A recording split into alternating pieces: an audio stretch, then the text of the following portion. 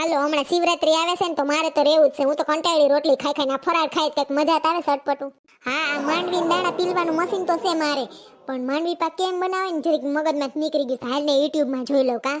ઓય ઠેક પેલા માંડવી દાણા શેકીને ફોતરી ઉખેડ નાખવાની ને પછી આ રહ્યું હા માર મશીન તો છે એમાં ભૂકો કરી નાખીશ. હા ને પછી શું કરે છે? ઓય ખાંડની સાહણી લઈને એમાં ભૂકો નાખ દેવાનો. ઠેક હા આ તો મને યાદ જ હતું પણ જરીક હું કહું તાજું થઈ જાય ને એટલે યુટ્યુબ કરી લઉં.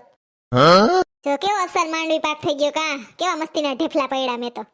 લે આ કંચનબેન નો ફોન આવ્યો. એ હા કંચનબેન લે તમને માંડવી પાક નથી આવડતો? તો તમે બહુ તૈયારના દીકરા છો. મને તો આવડતો તો માંડવી પાક, મારે તો કોઈ પૂછવું જ ના પડે. ઈ ક્યાં જોવા આવી કે મેં યુટ્યુબ માં શીખો હે? હું મારું થોડું એઠું કરું કા. દરવાજો ખખડોતી કોક એવું લાગે. પેલા તો આ મશીન હટાડ દો, એન્ટિક છે ક્યાંય જળશે એની વરી. આવી ભૂખના પેટની પટ સુગંધ લઈ લે. એ સોનલબેન બાર સકરિયા વેચવા વાળો આવ્યો છો ને ના રતાડુ ગાજર કહીએ. હા ઈ લેવા છે તમારે? હા લેવા જ છે. હમણાં શિવરાત આવશે ને તે અમારે જોહે દૂધમાં બોરીને એનો શીરા જેવું કરીને ખાઈએ ને ખાંડ ભેગાય ખાઈએ સકરિયા. હા રતાડુ ગાજર. એ સોનલબેન તમે અત્યારથી માંડવી પાકે બનાવી લીધો? હા વેલો બનાવી લીધો. તમારા ભાઈને કંઈક ને કંઈક મીઠી વસ્તુ ખાવા જોઈએ ને એટલે મારા ઘરમાં ખૂટે નહીં કાંઈ. તમે કઈ રીતે બનાવો મને જરીક શીખવાડો ને.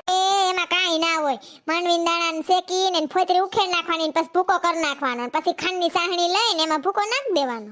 સાખો મારો માંડવી પાક. સુગંધ તો સરસ આવે છે. તો તમે માંડવી દાણાનો ભૂકો શેમાં કર્યો સોનલબેન? મેં તો મિક્સરમાં ભૂકો કર્યો. મારે કઈ મશીન બસીન છે નહીં. સારું હાલો હું જાવ બનાવવાની ટ્રાય કરું. હા ભલે ભલે આવજો.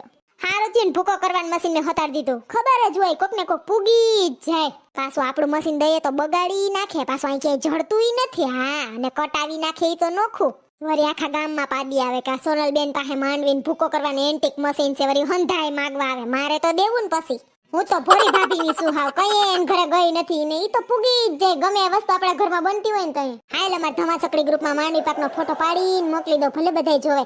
હેઠી ઓલું લખ નાખે અંગ્રેજીમાં શું કંઈક લખે મેડ બાય મી સોનલ. હા એવું લખ નાખીશ કંઈક. હાલે ફોટો તો મોકલાઈ ગયો.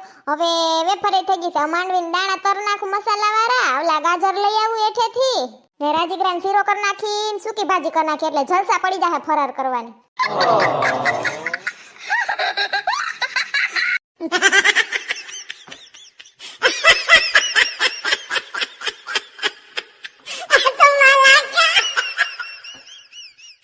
જો તમને અમારો વિડિયો ગમ્યો હોય તો અમારી ચેનલને લાઈક કરો, શેર કરો, કમેન્ટ કરો એન્ડ સબસ્ક્રાઇબ કરો. Thank you.